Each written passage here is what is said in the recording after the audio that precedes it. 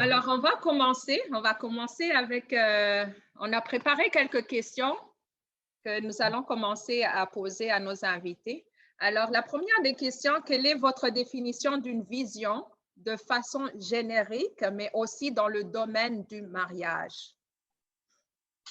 Alors, si j'essaie de donner la définition du mot vision, la vision est liée au verbe voir.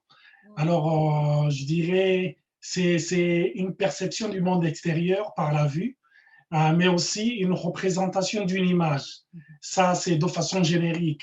Mais de façon spirituelle, c'est une impression de la volonté de Dieu que Dieu opère dans nos esprits. Et il imprime son image, il imprime sa volonté et ce qu'il attend de nous.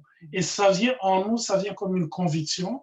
On ne l'a pas appris à l'école, mais c'est transmis dans ton esprit directement par le Seigneur.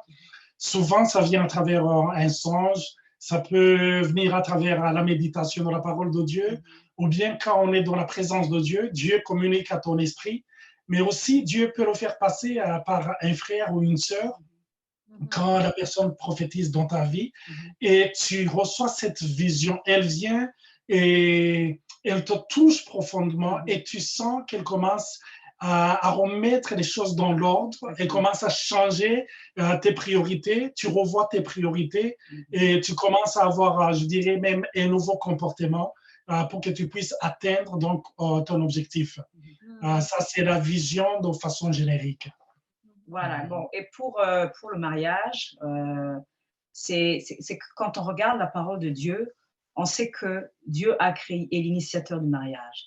Donc, avoir une vision nette du mariage permet de pouvoir s'ajuster, en fait, de pouvoir suivre et de ne pas être influencé, parce que peut-être qu'on va en parler beaucoup plus tard, on est souvent influencé parce qu'on a appris, ce qu'on a vu, ce qu'on a entendu, la religion, le monde, ses propres expériences, ses propres décisions.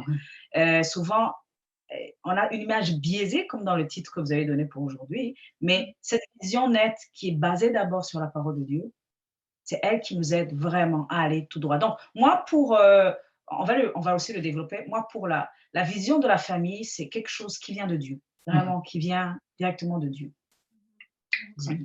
Amen. Qu'est-ce que tu dirais aussi là-dessus? Oui, la vision, c'est dans le monde séculier. Moi, ce que je peux ajouter pour ceux qui font un peu le travail de développement des projets, c'est qu'on a comme une vision de ce qui va arriver. Donc, si tu es dans un point donné, par exemple, pour une ville, la vision de la ville, c'est comme si on voyait une maquette.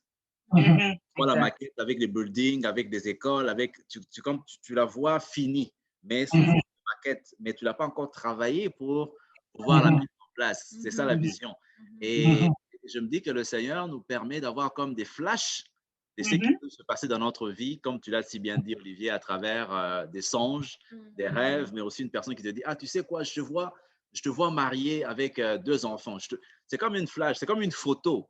Je te vois travailler à l'extérieur du pays. Je te vois loin.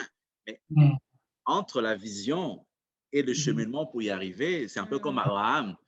Tu auras une postérité qui sera aussi grande que le sable de la mer et tout ça. Mais tu dis, wow. Mais c'est là où, moi, je pense que la vision, le point que je peux rapporter, si tu ne la saisis pas comme il faut, tu peux la prendre comme une lourdeur. C'est-à-dire que c'est comme si c'était à toi de pouvoir porter cette vision-là pour pouvoir l'accomplir.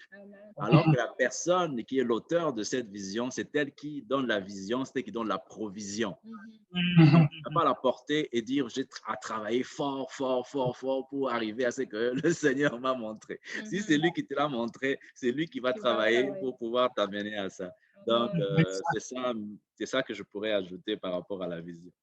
Et surtout par rapport à ça, vous savez, souvent quand on parle de notre vision, avant qu'elle soit nôtre, il faut se rappeler qu'elle appartient au Seigneur. Amen. Ouais, c'est ça, c'est le Seigneur qui nous donne cette vision, et même si nous nous l'approprions, elle est toujours la sienne. Et des fois, donc on a tendance à oublier ça. C'est le Seigneur qui nous a communiqué cette vision, et elle reste sa vision, mais nous sommes seulement des gestionnaires de cette vision. Et en parlant de l'exemple que tu as donné, je me rappelle de l'histoire de Walt Disney. il avait donc une vision de pouvoir construire le premier parc d'attractions. Alors, quand il a construit, avant de le construire, il avait cette vision, il avait dessiné. Et le jour de l'inauguration, il était déjà mort. Et dans le discours que le maire a adressé à la population qui était là, il a dit, oh, c'est dommage, on aimerait que M. Walt Disney soit toujours là pour pouvoir voir ce qu'il a dessiné, ce qu'il a tant rêvé. Alors, sa femme, quand elle a pris la parole, elle a dit, non, pour nous, nous venons de voir ce que lui a vu depuis des années. Alors, c'est ça la vision. La vision, elle est là, elle est dans ton esprit. C'est elle qui te motive, c'est elle qui te pousse. Elle est déjà là, en toi. Toi, tu vis comme si tu vivais déjà dans la vision. Tu respires la vision, tu marches dans la vision. Et les gens vont le voir des années après, ils vont dire, waouh, c'est génial. Mais ce génial a vécu en toi pendant des années. Amen. Moi, j'appuie vraiment cela parce que lorsque tu réalises qu'on est créé par le Seigneur et qu'il a mis quelque chose en nous qui doit être manifesté sur la terre, nous savons que c'est cette vision, peu importe par quel chemin tu vas passer, on peut avoir nos propres désirs à accomplir des choses pour être reconnu, mais le Seigneur a déjà mis quelque chose qui doit être manifesté à travers vous, à travers votre couple. Et comme tu viens de le dire, on voit plusieurs hommes de Dieu comme Martin Luther King. Il avait un rêve, mais ce rêve s'est réalisé lorsque le président Obama a été président.